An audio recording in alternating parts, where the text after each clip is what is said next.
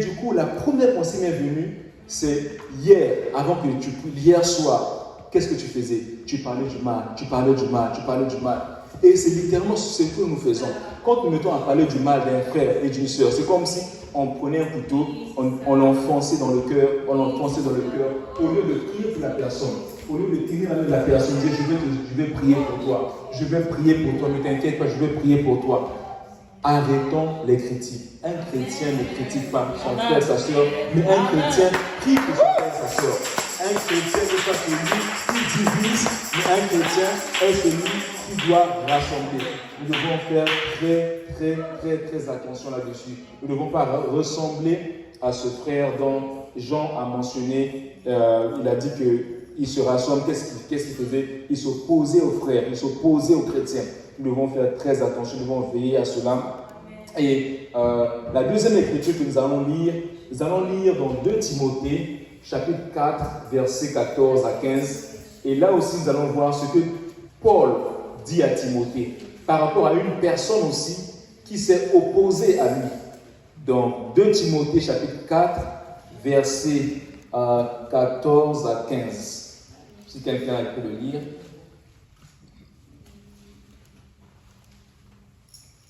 2 Timothée chapitre 4, verset 14 à 15. Alexandre, le forgeron, m'a fait beaucoup de mal. Le Seigneur le rendra selon ses œuvres. Garde-toi aussi de lui,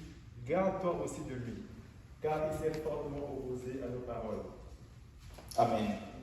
Amen. Paul parle, il écrit la deuxième lettre à Timothée, et lui parle de sa condition. Nous savons tous que quand Paul écrivait cette lettre, il était déjà à Rome. Et Paul, quand il écrit à Timothée, il parle d'un certain Alexandre. Alexandre n'était pas un païen, c'était un frère. Comme le frère que Jean a mentionné quand il a écrit à Gaius. C'était un frère qui venait à l'église chaque jour. Mais qu'est-ce que la Bible dit? Alexandre le forgeron m'a fait beaucoup de mal. Paul dit, le Seigneur lui rendra selon ses œuvres. Garde-toi aussi de lui, car il s'est fortement opposé à nos paroles. Nous devons faire très attention à la manière que nous nous comportons les uns envers les autres. Nous devons faire très attention, même la manière que nous parlons aux uns aux autres. Nous devons nous respecter. Ce n'est pas parce que tu as une certaine position à l'église que tu dois regarder tout le monde en dessous. Non. Vous savez, ne comparez jamais votre vie, même avec celui qui n'est pas encore chrétien. Si nous sommes chrétiens, c'est par la grâce de Dieu. Ce n'est pas parce que nous sommes chrétiens que nous devons minimiser auprès des autres. Nous ne devons pas nous comparer à l'église. À l'église, c'est pas un jeu olympique. Vous savez, les jeux olympiques, là-bas, ils vont faire des compétitions. Mais à l'église, on ne fait pas des compétitions. À l'église, quand un frère va de l'avant, tu dis, frère, je te soutiens en prière, je suis dans la joie. C'est pas qu'un frère va de l'avant, pourquoi juste lui, pourquoi juste telle soeur? On ne voit que tel frère, telle soeur, pourquoi juste lui? Non, moi je veux aussi qu'on puisse nous voir.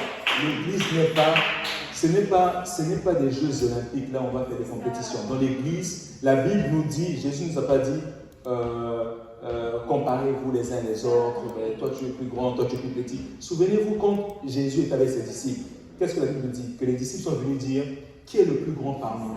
Ils ont posé la question à Jésus-Christ. Et vous savez tout ce que la réponse était, que Jésus a dit aux disciples. Nous devons faire très attention. Nous ne sommes pas ici. Le but pour lequel Dieu nous a envoyés ici, le but pour lequel Dieu nous donne le souvenir chaque jour, c'est que nous puissions gagner des âmes à lui. Nous ne devons pas nous comparer les uns les autres. Nous ne devons pas être ceux qui regardent leurs frères et qui méprisent. Nous devons faire très attention avec le mépris. Nous devons faire très attention avec cet esprit de comparaison, de dire que je suis plus haut que lui, je suis plus haut que lui, il est rien. Non. Quand ton frère est de l'avant, quand ton frère, Dieu le bénit, tu dois te réjouir.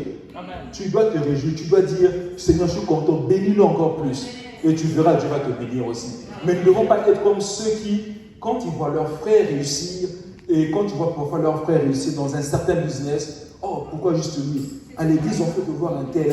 Moi aussi, je veux me faire voir. Je veux aussi me faire voir. Ce n'est pas une compétition. Nous sommes ici pour gagner des âmes. Nous sommes ici pour un but précis. Nous sommes ici juste au passage. Nous ne sommes pas ici éternellement. Nous ne devons pas